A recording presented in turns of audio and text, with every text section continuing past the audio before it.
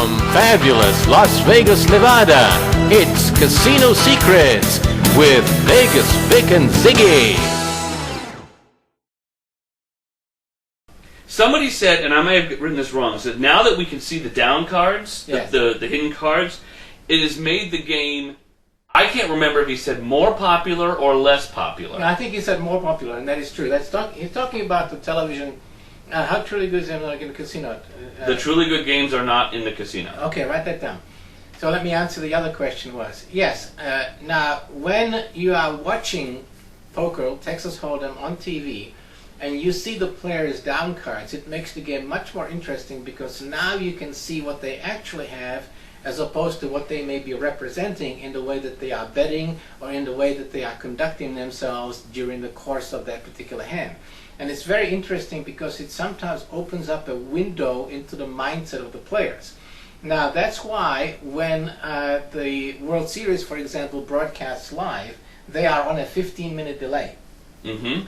And the reason for that is because everybody has a cell phone or a tablet, and this way somebody could be letting somebody else know what the other player has. Ah, yeah. Right. Good point. And so when you are broadcasting live like this, in this, what you don't want to do is let the other players know what actually you had. Right. Now, of course, at the time that this was first developed, the whole card camera, one of the greatest poker players, Daniel Negreanu, stated that what's really difficult is that now it's possible for all the other professional players to get a hold of that tape. Mm-hmm. And then watch the tournament and see how everybody else reacts when they finally know what they actually have. Right. So they can pick up on what's called tells, and tells are mannerisms. Mm. You know, for example, if you're bluffing and you always do this, right? Right. Then at the table you may not recognize it, but if you're watching it on the tape, Right. and you see that you have garbage cards and you're representing like you have a flush, Right. for example, or something like that, and each time you do something like that, which of course is obvious, but it could be more subtle, Mm-hmm. then that player can learn to know that that particular player has this mannerism. It's called a tell. Got it. Now they can be far more subtle. No, you know, it could be a twitch of the eye, or it could be a sudden shift in position, or it could be a different rhythm to playing with the chips. Mm-hmm. And professional poker players have to be honed on that in order to be able to specifically identify whether or not this is what's called a real tell or a false tell. A real tell is when the player committing the tell doesn't know that they're doing it, and a false tell is when they are specifically trying to send a signal, trying to fool the other player into thinking that they have a tell when they really don't. Mm-hmm. So these are psychological games which are also very much part of specifically tournament play. Not so much more in cash games, because cash games are far more volatile. But tournament poker games, definitely they have. So what was the next question? Okay.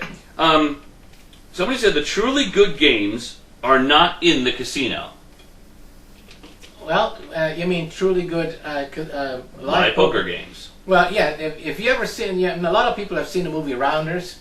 Okay. You know, many years ago with it was many years ago. It was, I think it was Matt Damon and Edward Norton, if I remember correctly, and that was the poker movie about 15 years ago now, I think, or something like that.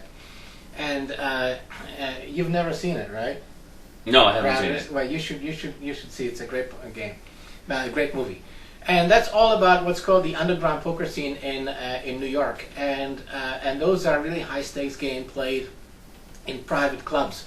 Now there's another. I can read. Okay, all right.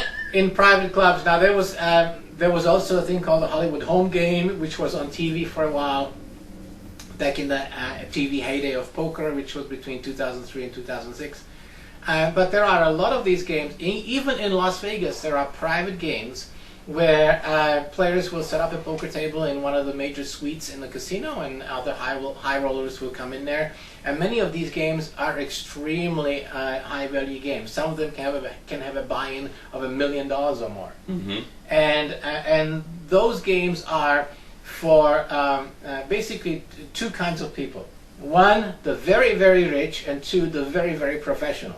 Got it. And because you don't want to be involved in a game if you either can't afford it or don't have the skill able to last out in the game. Right.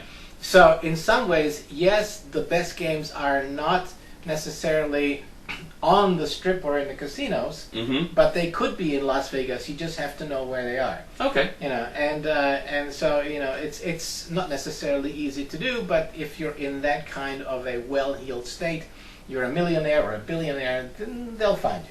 Right. Yeah. Okay. The next question was regarding your conversation about tells. Someone wanted to know: can you tell from the way somebody is betting how many chips are laying down? Is that a tell? It depends on what could be a tell is how they put their chips in there. For example, some players will put their chips stacked neatly like that. And that can often be a common tell which says that they are unsure. Oh, interesting. Yeah, so if you see somebody at a poker table and they're betting, say $80, right? Okay. And they make it up by using the red chips, right? And they push the stack out all nice and neat like this. Okay. Usually, that's an indication of insecurity. Wow. And the reason why that is because those people subconsciously need structure because they are trying to represent structure, namely a solid hand, when in fact they don't have it. Oh, okay. And so usually what most players do is that they tip the stack over a little bit, or they might stack it side by side, like 40-40 and 20, or 40-40, or 30-30 and 20, to make the $80. We have a question based on what you're talking about now. They're saying that sounds like they would be more confident. The way you're describing it, putting the chips out like that stack means they're confident. Yeah, that's precisely the reason why it's not. Okay, so it's like false confidence. It's a false confidence. It's a subconsciously false confidence. Now, there's a reverse tell. Now, if you're playing in a game where you've noticed this from other people, then you can use this to make a false tell. Okay. Or if you've noticed that they've noticed you to do that, then you can start doing it when you have a strong hand and are likely to have them call you. I see. So it's the live poker game is a game not just of cards and chips, but psychology and player against player. Right. And that's why it's always important to be observant at the poker table, because one of the mistakes that many people make is that they get bored when they get in garbage hands, right? So they look at the sand, they throw it away, and they sit there, they play with their telephone, and they do whatever, and they're not paying attention to anything that's going on around the table. And that's a prescription for disaster, because then they're just playing their hand and they're ignoring everything else. Right. When you're not in the hand, the most important skill you can have is to observe who's doing what and how they are doing it and when and for how much. How they're betting, how they're putting their chips in there. How is it that when they show the hands, what did they actually have? Put those events together. 2 + 2 = 4. And so this way you might be able to find out that when they were representing this hand and putting their chips in there this way, that this was actually either the sign of weakness or a false tell, and you have to see them repeat it, because it's not just one time. Right. The player has to do it consistently, and then you match that up with what's happening at the table, and you will then be able to get a profile of what that player is likely to do next time. Okay. Why don't you take a drink while I'm reading you the next question? Okay. Okay. Is it harder to win in Vegas if you are not a pro? Well, it's harder to win in poker when you're not a pro anywhere, because it depends on when you mean by a pro. Well, that was the question that was given to me. Okay. Like